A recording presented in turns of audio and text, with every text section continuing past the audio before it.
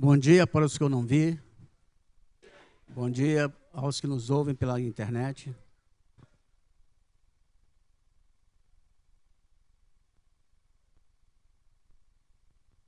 Convido os irmãos a abrirem suas Bíblias Agora eu vou ter que... no livro de Atos.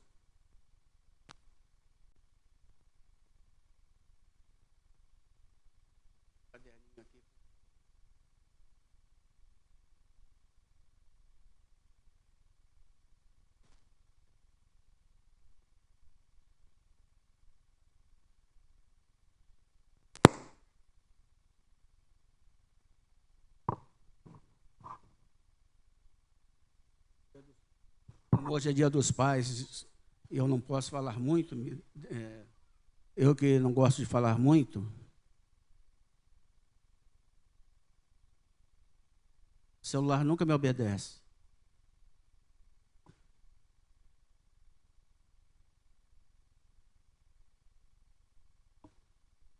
Temos, pois, irmãos, trecho muito conhecido da palavra de Deus, em Atos capítulo 16, que narra o episódio da prisão de Paulo e Silas, meu xará. Só que eles eram com S, eu sou com C, né? E está lá marcado no versículo 22 ao 34. Atos 16, 22 a 34. Eu gostaria de, primeiro, contextualizar aqui esta prisão de Paulo e de Silas e a razão pela qual eles foram presos.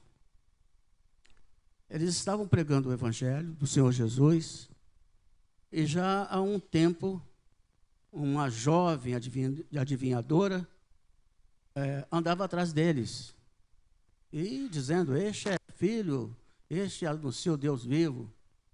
Quer dizer, alguns pensadores, alguns expositores acham até mesmo que ela estava amando de Satanás para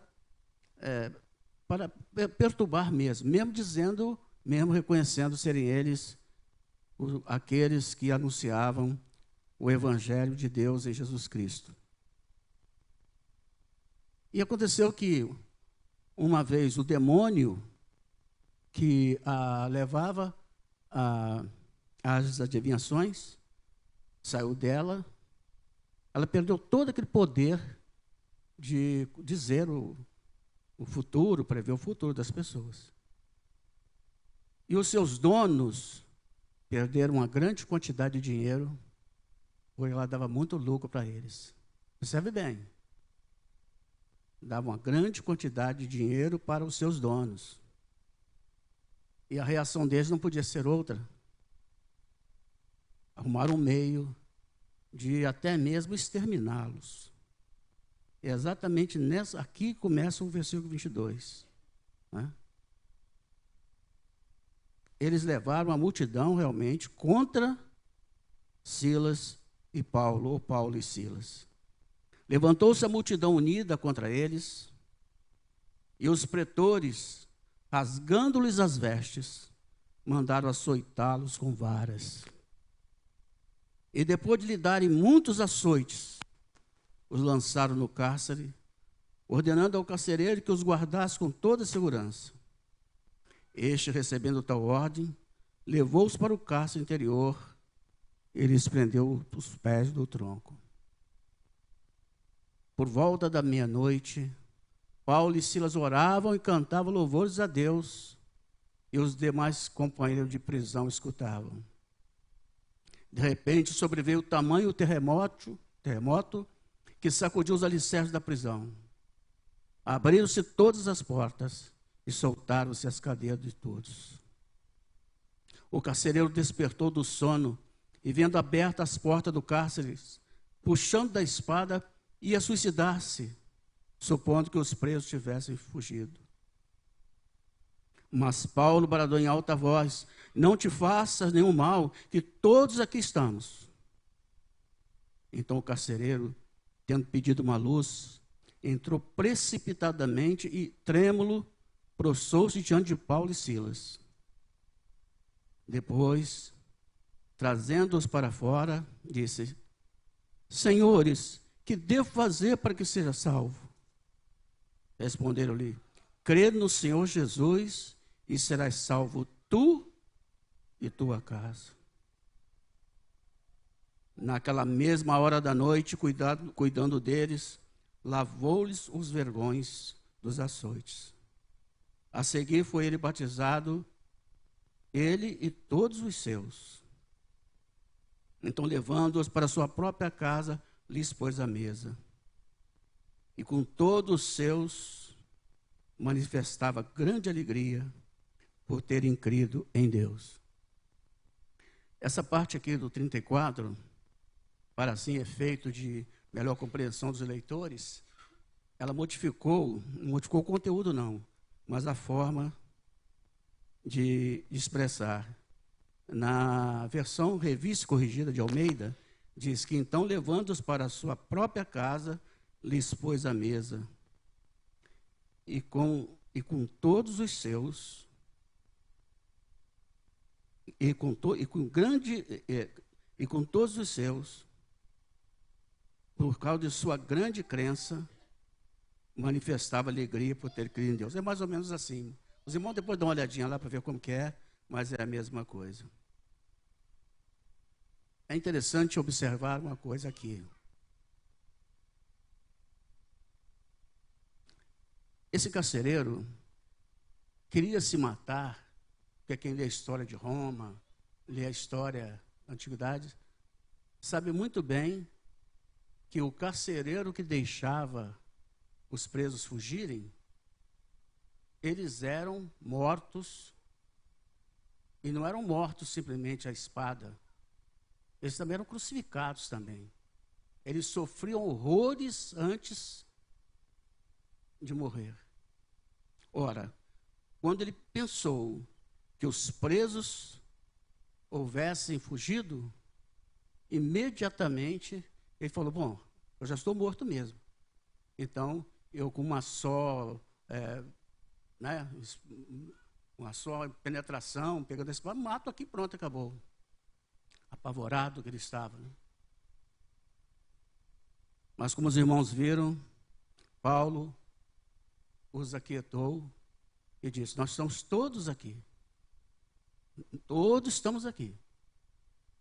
E agora ele não ficou calmo. Agora mudou a razão do seu espanto. Espantado com o terremoto. Espantado pelo fato de que ninguém lhe tinha fugido. Ele agora se depara com uma outra situação. Uma situação agora de cunho existencial profundo. O que está acontecendo comigo? O que eu vou fazer? E ele faz a pergunta: senhores, o que posso fazer para me ser salvo? E Paulo então profere um dos trechos mais conhecidos da literatura mundial: crê no Senhor Jesus e serás salvo tu e a tua casa. Agora veja só que já não é mais o problema dele, agora já não é mais o medo ali de morrer crucificado. Muitos dizem que morreu até de cabeça para baixo na cruz. Agora esse medo passou, mas agora um outro pavor. Que situação é essa? Então agora ele já estava diante do seu Deus e pergunta: o que posso fazer para me ser salvo? Então Paulo diz: crê no Senhor Jesus e serás salvo tu e tua casa. Agora é interessante fazer uma breve consideração, irmãos, sobre essa questão do verbo crer. Um pastor muito amigo nosso, que já ocupou esse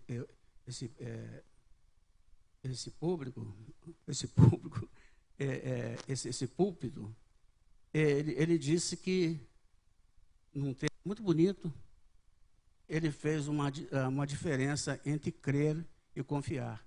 Aliás, um outro grande evangelista do século passado, metade do século XX, também se queixava do verbo, esse é o verbo crer e não o verbo confiar.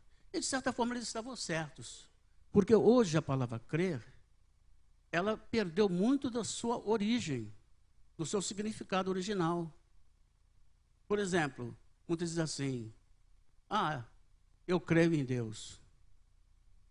Essas pessoas, quando dizem que creem em Deus, eles estão querendo dizer que eles creem que Deus existe. E Deus existe.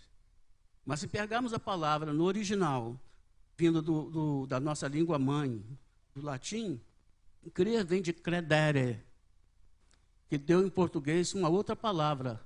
Derivou outra palavra. Qual é? Muito bem, respondeu a igreja toda. Crédito, isso mesmo. Crédito. Creio da palavra crédito. Eu creio porque muitas pessoas existem, mas eu não deixo que, se eu tiver dinheiro, eu não vou colocar na mão deles.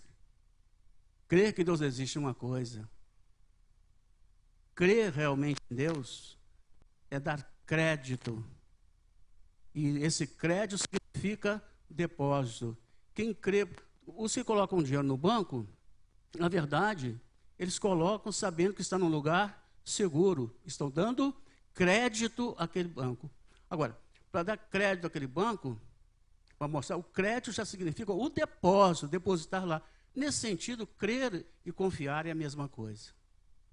Que confiar vem de confidere, da preposição com, mais fidere, que deu origem à palavra fé. É agir com fé com alguém. Então, crer e confiar passa a ser a mesma coisa. Mas para aqueles que ainda têm dúvida, poderiam substituir, então, crer em Deus por confiar, lembrando o Salmo 37,5. Ou é 37,5 ou 35,7. Mas eu acho que é assim, 35,7.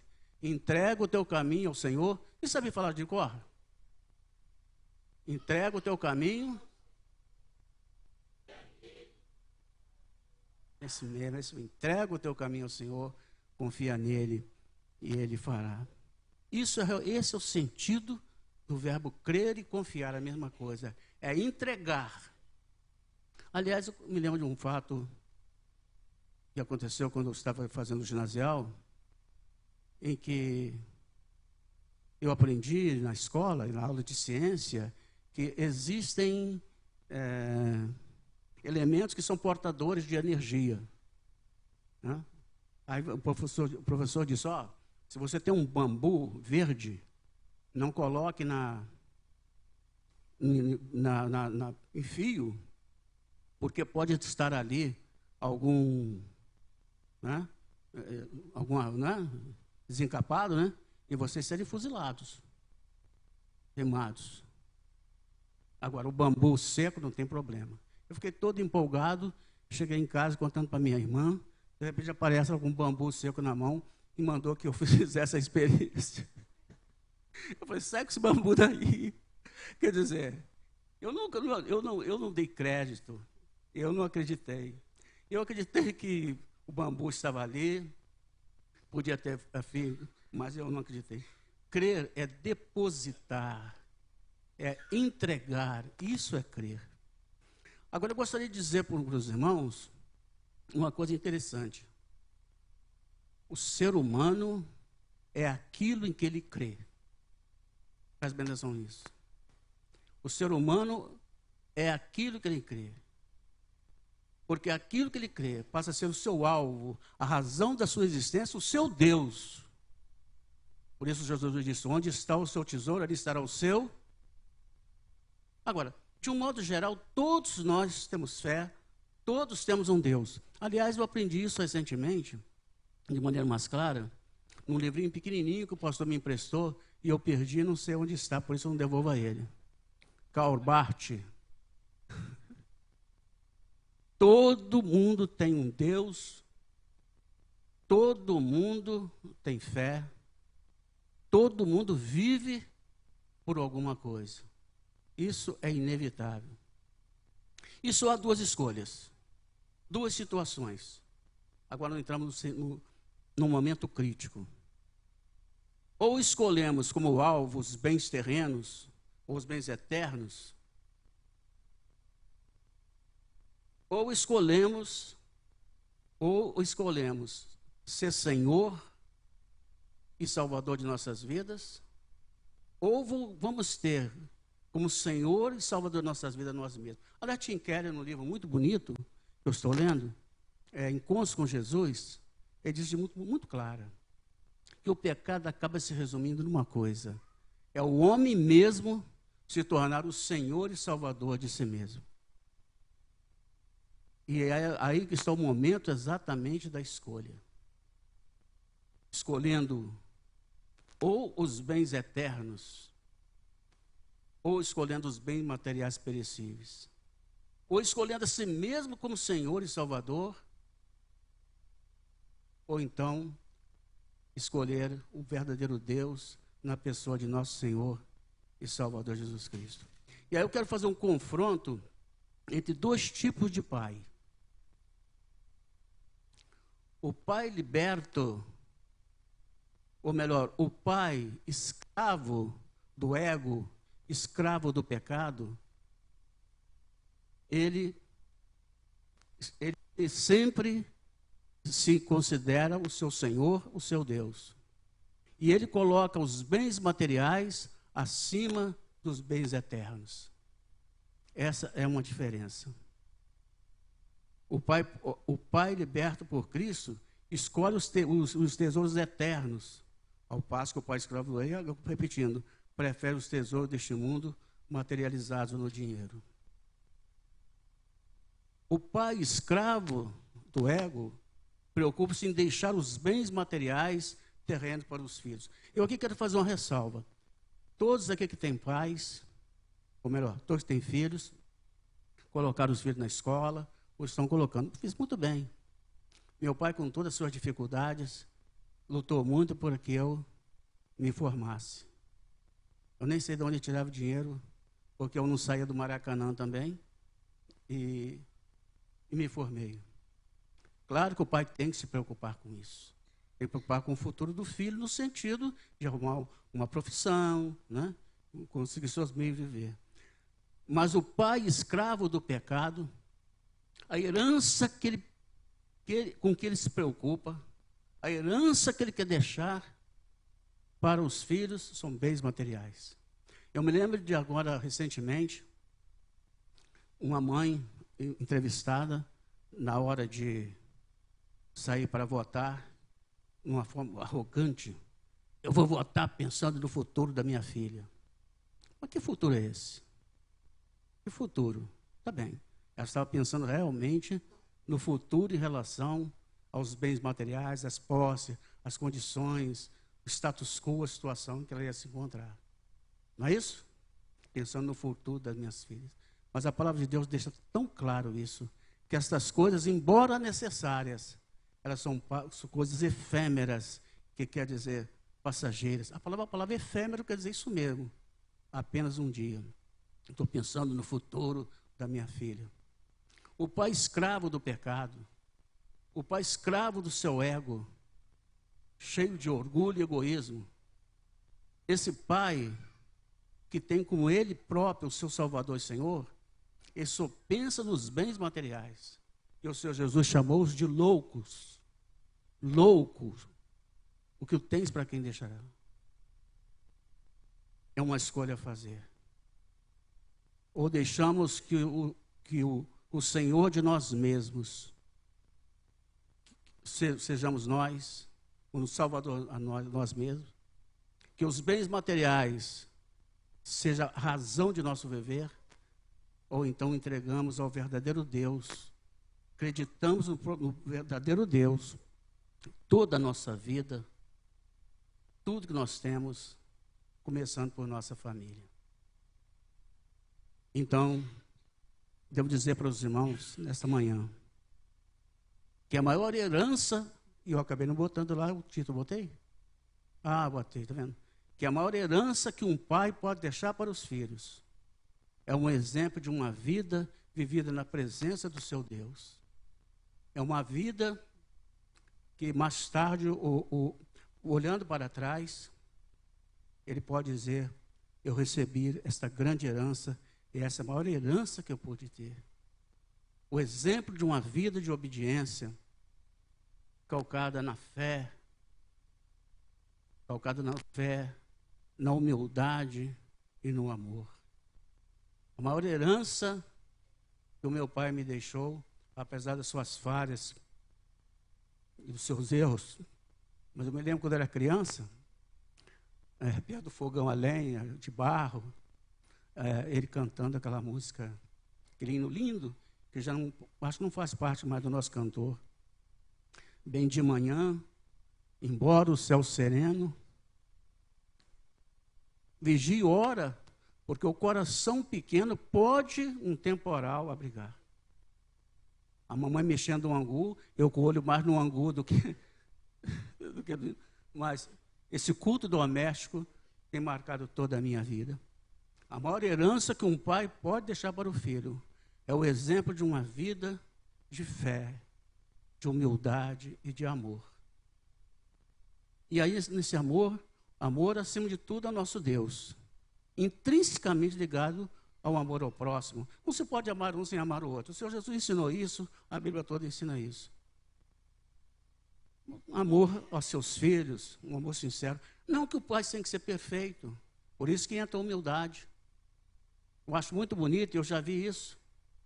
Pai, ao sentir que erraram com o filho, chegar e pedir perdão ao filho. Eu aprendi isso também com meus mestres.